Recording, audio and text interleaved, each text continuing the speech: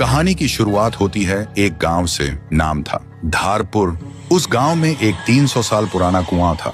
लोग कहते थे हर आधी रात उस कुएं के अंदर से एक रोती हुई लड़की की आवाज सुनाई देती थी। लेकिन एक बात सबको हैरान करती थी, गांव में जो भी लड़का उस कुएं का पानी पीता 3 दिन के अंदर वो गायब हो जाता है। न लाश मिलती न आवाज।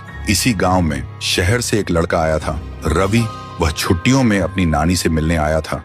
उसने सुना था कि लोग अब भी उस कुएं से डरते हैं, लेकिन रवि सोचते हैं डर सिर्फ अंधविश्वास है और कुछ नहीं।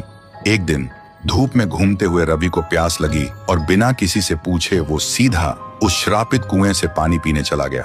जैसे ही रवि ने कुएं में झांका, उसकी आंखों के सामने कुछ सुनहरा चमका और पानी में एक लड़की का चेहरा दिखाई दिया, रोता हुआ, आंसुओं से भरा हुआ। रवि घबरा गया और तुरंत वहां से भाग गया। उस रात उसे नींद नहीं आई। हर वक्त लगता कोई उसे देख रहा है और बुला रहा है। अब उसे भी डर लगने लगा था।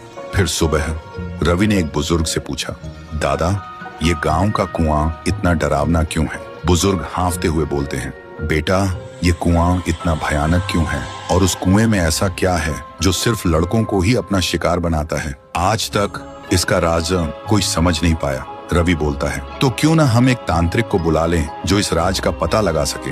फिर गांव के सभी लोग इकट्ठा होते हैं और एक तांत्रिक को भी बुलाया गया था। तांत्रिक आंखें बंद करता है और कांपते हुए कहता है, ये तो बहुत ही भयानक है। कुएं के अंदर जो भी है वो मेरे बस के बाहर है। और वो तांत्रिक तुरंत गांव छोड़ के चला जाता है। गांव वालों के चेहरे पे डर और गहरा हो जाता है। लेकिन रवि के मन में अब सवाल उठते हैं, उस दिन मैंने जो देखा, क्या वो सिर्फ मेरा वहम था? और आज तांत्रिक ने क्या देखा जो डर के भाग गया? उसी दिन अमावस्या की रात थी। रवि कुएं के पास एक पेड़ के पीछे छुप जाता है। ठीक आधी रात को कुएं के अंदर से एक अजीब सी आवाज आती है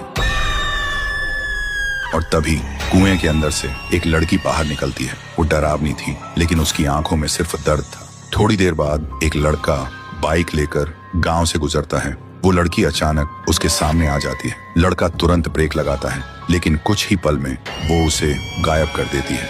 रवि ये सब देखकर हैरान रह जाता है। उसके दिमाग में एक ही सवाल घूमता है, ये कौन है और सिर्फ लड़कों को ही क्यों अपना शिकार बना रही है, लड़कियों को क्यों नहीं? तो दोस्तों, अगर आपको पता करना है कि कुएं में वो लड़की कौन है